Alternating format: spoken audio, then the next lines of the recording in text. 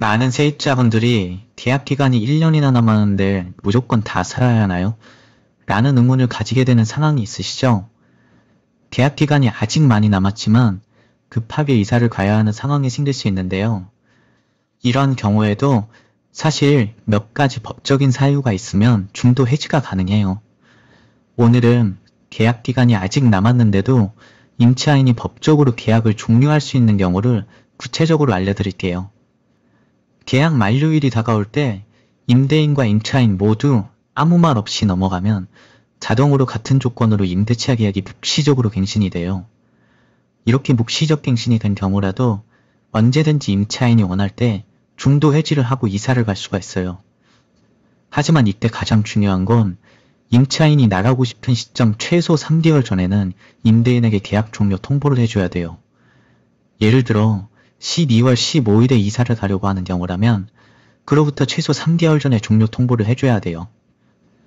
아무리 늦어도 3개월 전인 9월 14일에는 집주인에게 계약 종료, 즉 이사를 가겠다고 얘기를 해줘야 돼요. 그럼 그날 이사를 가면서 집주인에게 적법하게 보증금 반환을 청구할 수 있어요. 그럼 해지 통보는 문자로만 알려도 될까요? 계약 종료 통보를 문자로 하는 것도 당연히 가능해요. 하지만 집주인이 그 문자 내용을 보지 못했다, 알지 못했다, 이렇게 얘기할 수 있기 때문에 가장 좋은 방법은 내용 증명을 보내는 거예요. 이 내용 증명은 집주인에게 배달되었다는 것까지 확인해 줄 수 있기 때문에 집주인이 알지 못했다고 말한다고 해도 받아들여지지 않아요. 결론은 문자로도 통지할 수 있지만 내용 증명으로 하는 것이 더 확실한 방법이라는 거예요. 만약 3개월보다 짧게 통보하면 어떻게 될까요? 이때는 주택임대차보호법에서 정한 3개월이 지나지 않았기 때문에 집주인에게 보증금 반환을 요구할 수 없어요. 아까 예를 다시 들어볼게요. 임차인은 12월 15일 날 이사를 가려고 하는데 집주인에게 10월 14일에 계약 종료를 통보한 거예요. 그럼 12월 15일에 이사를 간다고 해도 집주인에게 보증금 반환을 요구할 수 없어요. 3개월 후인 1월 15일이 되어야 보증금 반환 청구가 가능해져요. 정리하자면 법적으로 3개월 전 통보 의무가 있으므로 짧게 알리면 임대인이 보증금 반환을 거부할 수 있다는 거예요. 정말 드물지만 정해진 기간 없이 계약하는 경우가 있어요. 이런 계약은 임차인이 언제든 해지 통보를 할 수가 있어요. 특히 해외 파견을 업으로 하는 사람이거나 군 복무를 앞두고 있는 사람들인 경우에는 가끔 기간 없이 계약하는 사례가 있어요. 말로만 기간을 정하지 않겠다고 했다면 어떨까요? 이러한 경우에는 계약서에 정해진 기간을 임대인이 주장하는 경우 반박할 수가 없어요.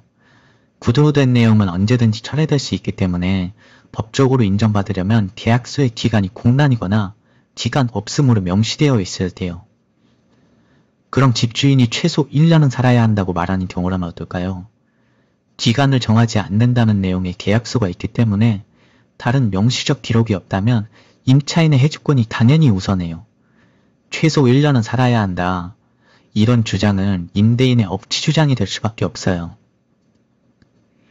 집이나 상가가 다른 사람에게 팔려서 집주인이 변경된다면 임차인은 집주인이 변경되었다는 걸 이유로 계약을 종료하고 이사를 갈 수 있어요.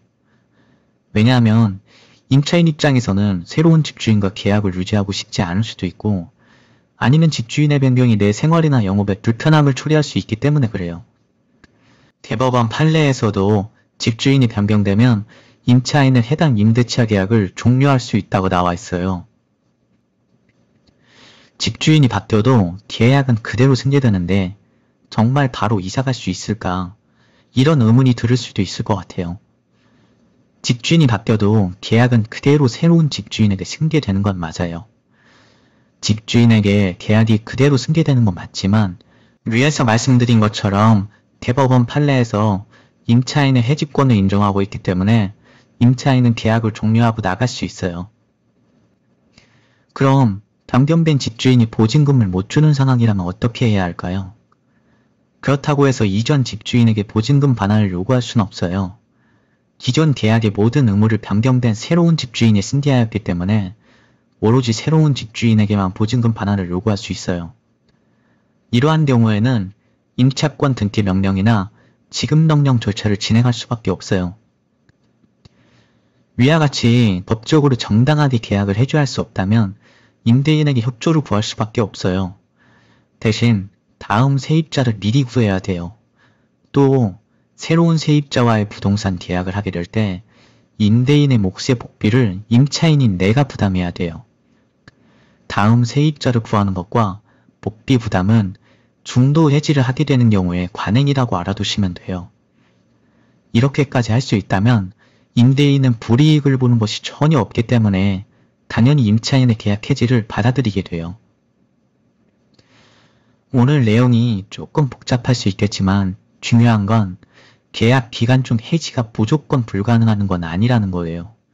상황별로 조건을 충족하면 충분히 법적으로 계약을 해지할 수가 있어요. 영상 내용이 도움이 되셨기를 바랄게요. 감사합니다.